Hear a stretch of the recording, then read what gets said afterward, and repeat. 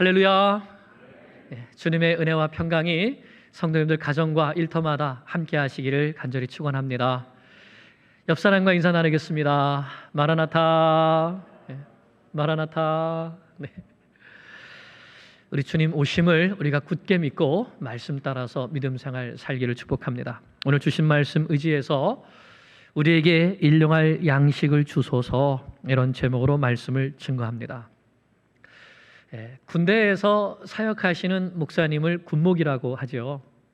어떤 이 군목 목사님이 계셨는데, 이 목사님이 한국에서 군목으로 활동하던 그 시절에는 전방에 교회들이 거의 없었다고 합니다. 하지만 목사님이 병사들이 함께 예배드릴 수 있는 예배당을 직접 짓겠다는 그런 꿈을 가지고 기도하면서 교회 건축을 시작했습니다. 그래서 임진강에서 모래를 채취하려고 덤프트럭, 군용 덤프트럭 한 대하고 또 군정병하고 또 병사 몇 명이랑 함께 강으로 이제 나가는 것이죠.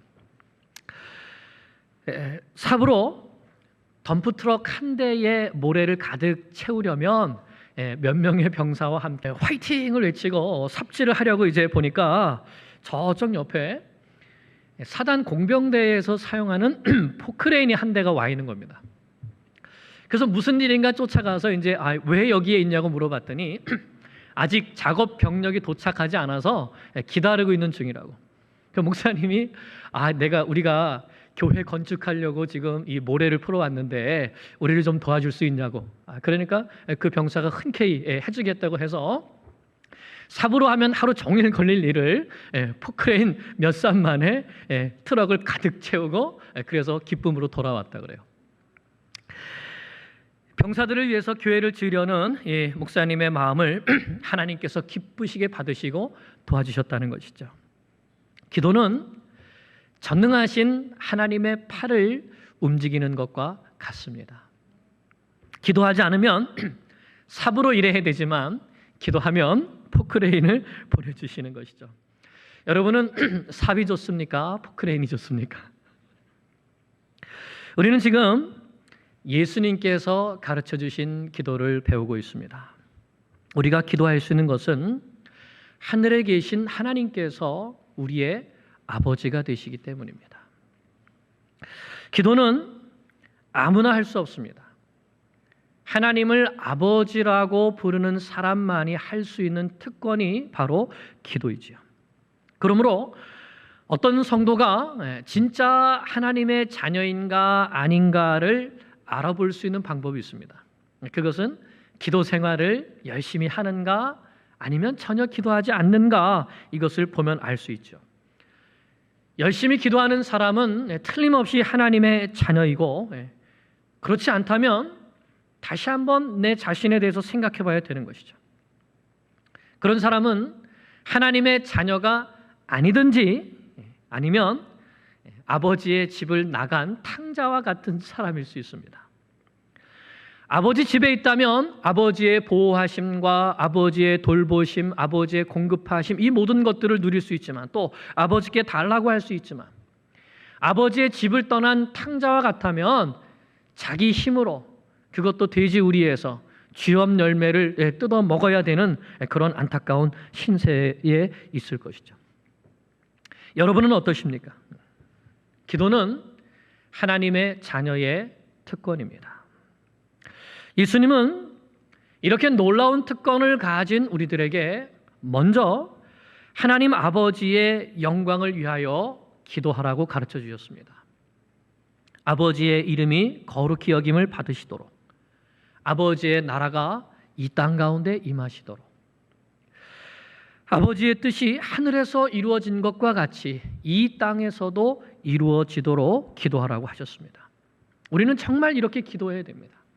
그리고 이것을 먼저 기도해야 합니다. 아버지의 자녀로서 아버지의 이름과 아버지의 나라와 아버지의 뜻을 위해서 기도해야 되는 것이죠. 이제 오늘 말씀부터는 우리를 위한 세 가지 간구가 나옵니다. 우리에게 일용할 양식을 주시옵고, 우리가 우리에게 죄 지은 자를 사여 준 것 같이 우리 죄를 사하여 주시옵고 우리를 시험에 들게 하지 마시옵고 다만 악에서 구하시옵소서. 이 세 가지입니다. 오늘은 그 중에서 첫 번째, 오늘 우리에게 일용할 양식을 주시옵고 이 말씀을 살펴보려고 합니다. 우리를 위한 첫 번째 간구는 주시옵고입니다. 달라는 것이죠. 아버지 주세요. 아버지 주세요. 이렇게 당당하게 요청하라는 말씀입니다. 저는 예수님께서 제자들에게 기도를 가르쳐 주실 때에 너희 아버지께 주세요, 달라고 요청하라, 이렇게 하신 말씀이 너무나 좋습니다. 예수님은 이 말씀 말고도 여러 곳에서 구하라, 달라고 요청하라, 기도해라, 이렇게 말씀하셨습니다. 마태복음 7장 7절 말씀에 보면 구하라 그리하면 너희에게 주실 것이요 찾으라 그리하면 찾아낼 것이요 문을 두드리라 그리하면 너희에게 열릴 것이라고 말씀하셨습니다. 요한복음 15장 7절에서도 너희가 내 안에 거하고 내 말이 너희 안에 거하면 무엇이든지 원하는 대로 구하라. 무엇이든지 원하는 대로 구하라. 그리하면 이루리라 약속해 주셨습니다. 그럼 우리는 무엇이든지 우리 아버지께 구할 수 있습니다. 가정 문제, 직장 문제, 물질 문제, 건강 문제, 결혼 문제, 자녀 문제, 모든 문제들을 우리 아버지께 다 구할 수 있습니다. 구하라고 하셨어요. 그런데 여기에서 중요한 것이 있죠. 그것은 내 뜻대로 구하면 안 되고 누구의 뜻대로요? 아버지의 뜻대로. 아버지의 뜻이 하늘에서 이루어진 것과 같이 이 땅에서도 이루어지도록 아버지의 뜻대로 구해야 되는 것입니다. 요한일서 5장 14절 15절 말씀에 이렇게 말씀해 주셨습니다. 그를 향하여 우리의 가진 바 담대한 것이 이것이니 곧 그의 뜻대로 무엇을 구하면 들으심이라 말씀하셨습니다. 누구의 뜻대로요? 그의 뜻대로. 우리가 무엇이든지 구하는 바를 들으시는 줄을 안즉 우리가 그에게 구한 것을 얻은 줄을 또한 아느니라 이렇게 말씀합니다. 하나님 아버지는 우리의 기도를 듣고 계십니다. 우리가 아버지의 뜻대로 구하면 구한 그것을 주시는 것을 믿어야 되는 것이죠. 여러분 신앙생활 하면서 기도 응답 받으신 경험들이 다 있으시죠? 네, 그렇습니다. 근데 여러분 한번 생각해 보세요. 내가 어떤 기도를 드렸을 때 하나님께서 기도 응답을 해 주셨는가? 틀림없이 하나님께서 기뻐하시는 그 뜻을 따라서 기도를 드리셨을 것입니다. 그러면 하나님께서 응답해 주시죠. 어떤 때는 즉시 응답해 주셨을 겁니다. 제 인생에서 초고속 기도 응답을 받은 적이 있습니다. 제가 8살 아니면 9살 때로 기억이 되는데 강원도 홍천에 있는 큰 집에 이제 놀러 갔어요. 형들이랑 강가에 갔는데 강가에서 놀다가 제가 이제 어리니까 이렇게 물살에 이렇게 휩쓸려 가지고 이렇게 조금 떠내려가게 됐어요. 그래서 이 발이 강바닥에 닿지 않는 거예요. 깜짝 놀라가지고 물을 이렇게 나왔다 들어갔다 하면서 물을 꼴깍꼴깍 먹고 있는데 형들이 이쪽에 있는데 제가 장난치는 줄 알고 도와주질 않는 거예요. 웃고 있는 거예요. 당황하고 막 그랬는데 그 순간 제가 뭘 했을까요? 기도했어요. 하나님 살려주세요. 하나님 살려주시면 하나님 위해 살겠습니다. 그 어렸을 때. 그 기도가 하나님이 기뻐하셨나 봐요. 그래서 딱 기도를 마쳤는데 이 오른쪽 발가락 끝에 이 모래 이런 느낌이 딱 드는 거예요. 살았다. 이 강 이렇게 흐르다 보면 강 중간에 어떨 때 모래톱이 있는 경우가 있어요. 그 강 중간에는 모래톱에 딱 걸리는 거죠. 그래서 오늘 제가 여러분 앞에 서 있습니다. 어떤 때는 이렇게 초고속으로 응답해 주시기도 하지만 어떤 때는 하나님께서 기다려라. 어떤 일은 수없이 오랜 기간들을 기도했는데도 아직 응답되지 않는 그런 때도 있죠.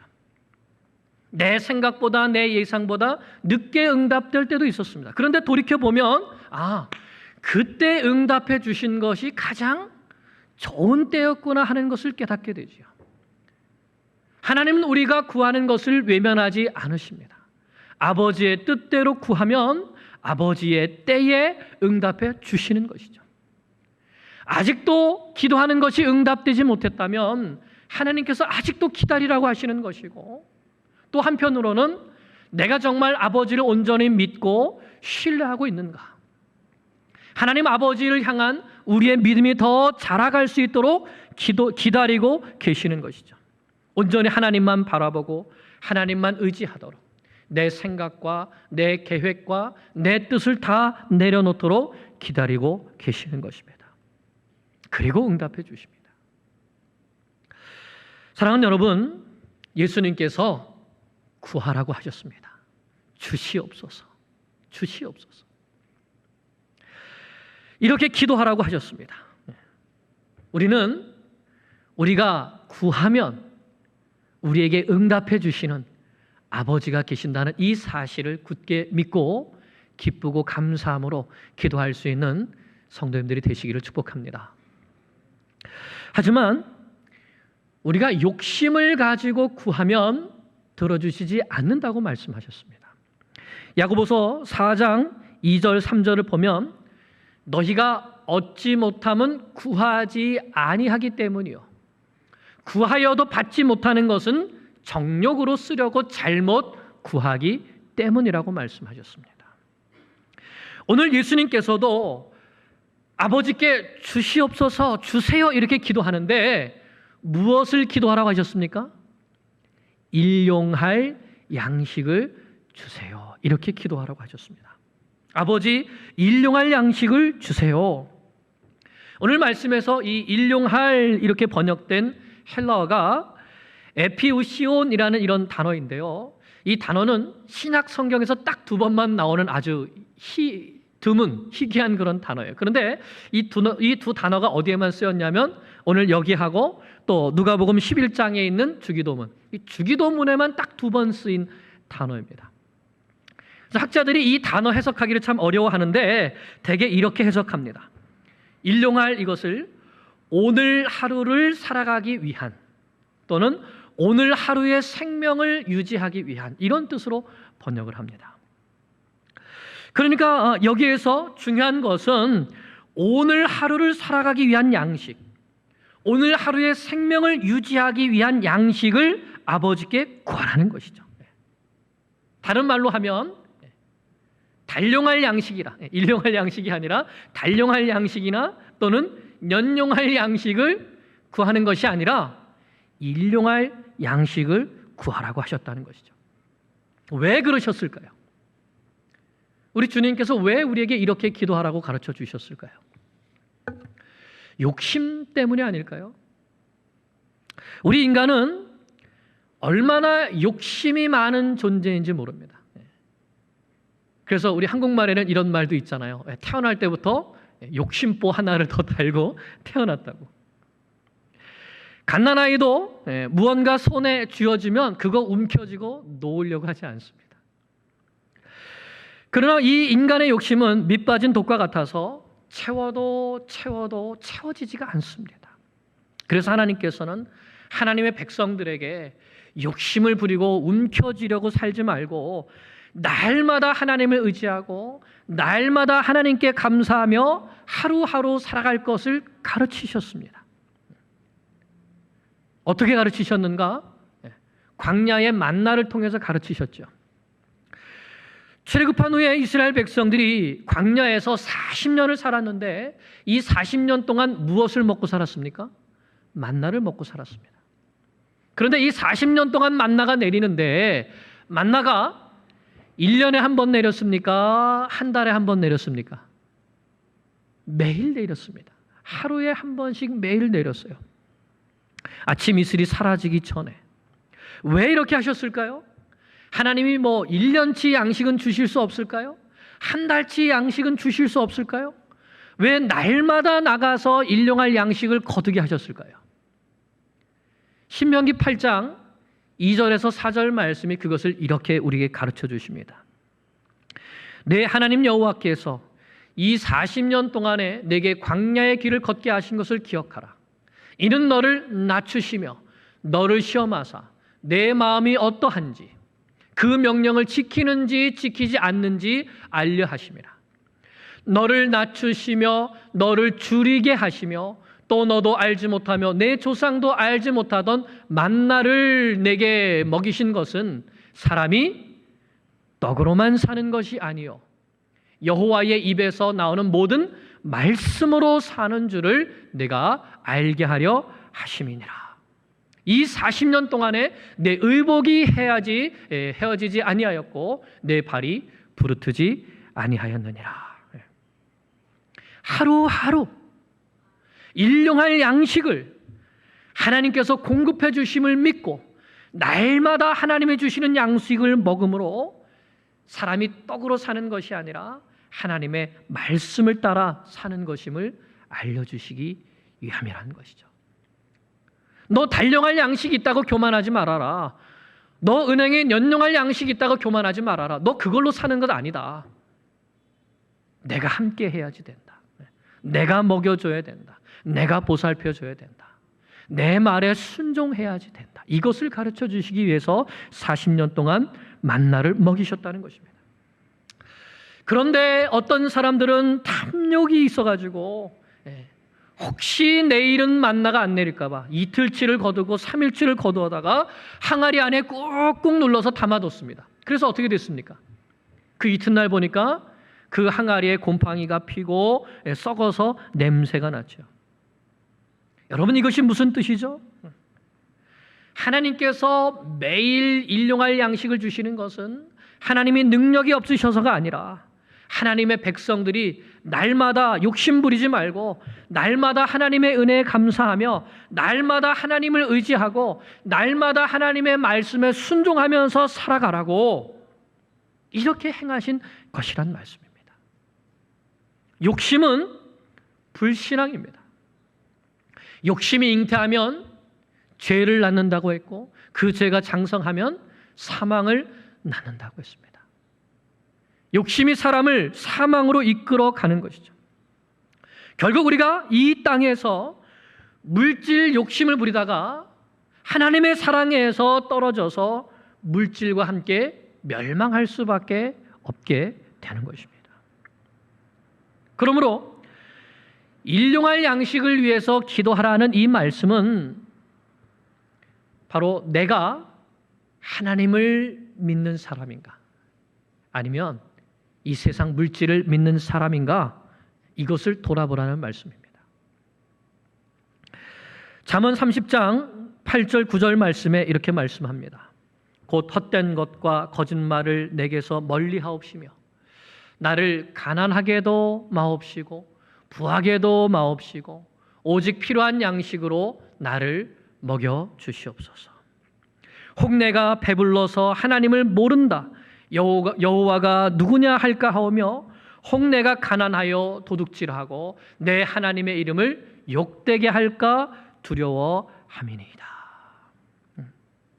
여러분, 물질이 내 믿음을 도둑질해 갈 수가 있습니다. 많은 경우에 믿음이 있다는 사람들도 이 물질의 욕심에 걸리게 되면 이 물질을 얻기 위해서 물질에게 노예가 되어서 끌려가다가 결국은 믿음도 파산하게 되는 모습을 저희들이 종종 보게 되죠. 하나님 아버지, 일용할 양식에 만족하며 감사하며 살게 주시옵소서. 내 안에 욕심을 가져가 주시고 오직 겸손한 마음으로 일용할 양식을 위해서 기도하며 그 양식에 감사하며 살아가는 자가 되게 주시옵소서. 이것이 예수님께서 우리에게 가르쳐 주신 기도입니다.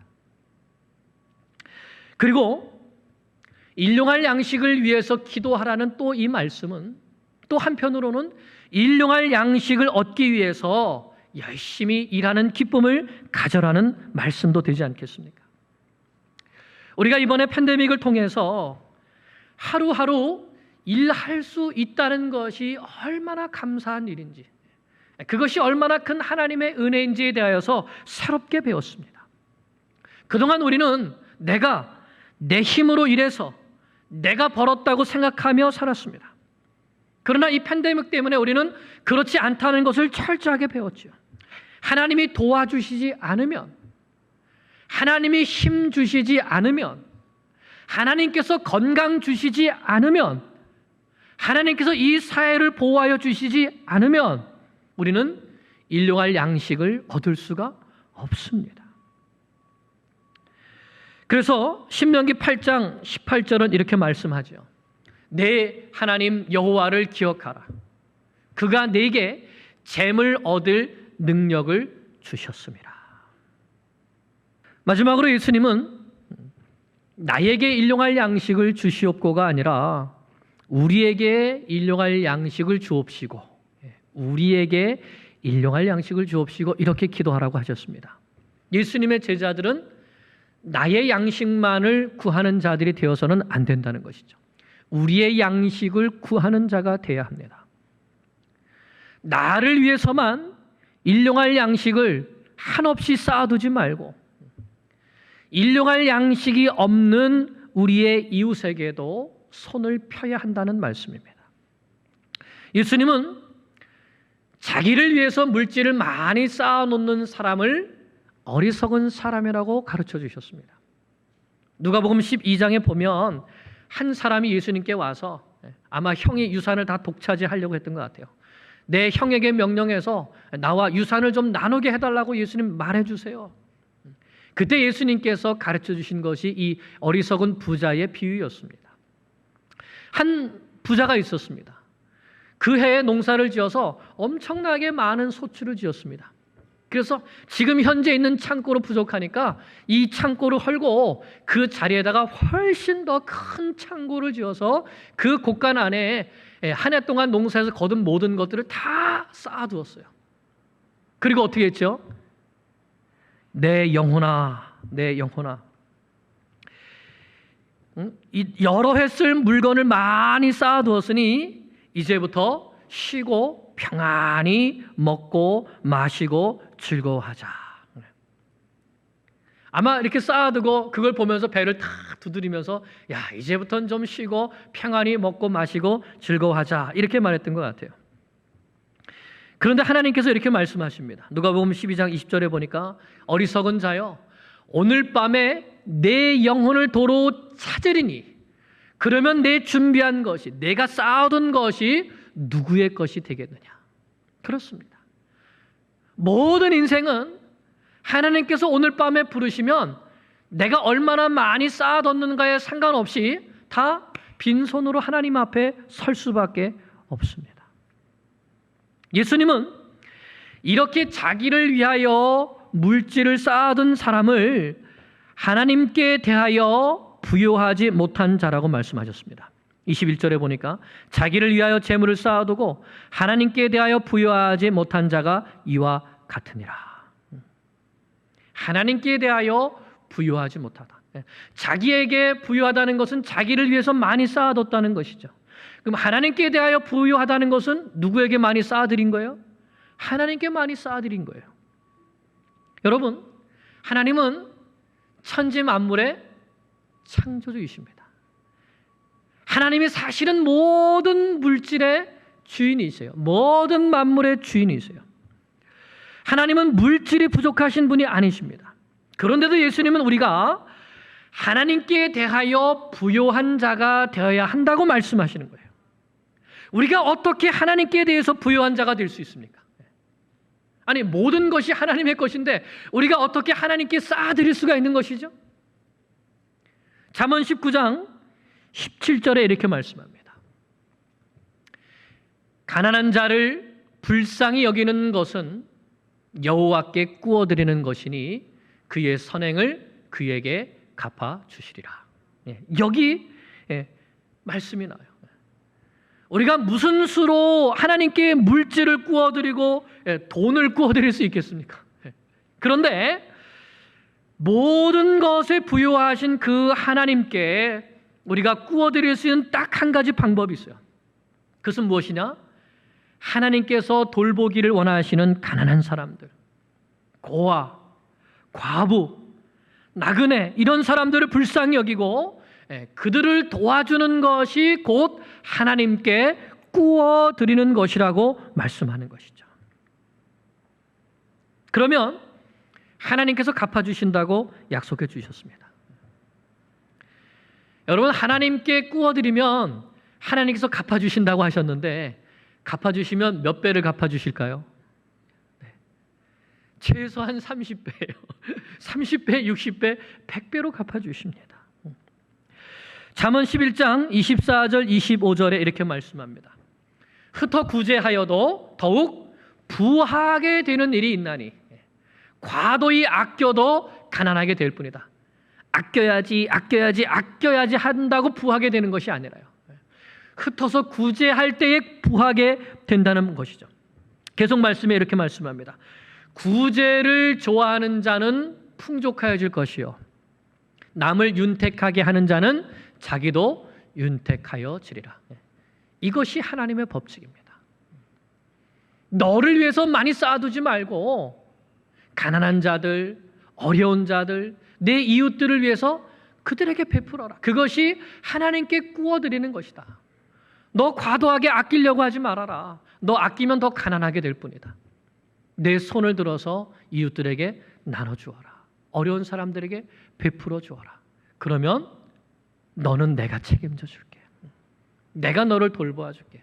내가 너를 부하게 해줄게. 이것이 하나님의 말씀인 것이죠. 내게 주신 것을 쌓아두려는 욕심을 버리고 우리 옆에 하나님께 꾸어드리라고 주신 그런 형제와 자매와 이웃들을 향해서 손을 펴는 것이 우리에게 일용할 양식을 주옵시고라고 기도하라는 이 예수님의 말씀에 순종하는 것입니다. 초대교회 때의 성도들은 이 예수님의 가르침에 순종하여서 땅도 팔고 집도 팔고 가진 물질로 사도들에게 갖다가 바쳤죠. 사도들은 그 물질을 가지고 교회 집사님들을 세우고 그리고 가난한 성도들과 과부들을 돌보는 일에 사용하였습니다. 예수님께서 부활하시고 성령께서 그들에게 임하시자 그들의 삶 가운데 큰 변화가 생긴 것이죠. 물질관에도 큰 변화가 일어난 것이죠.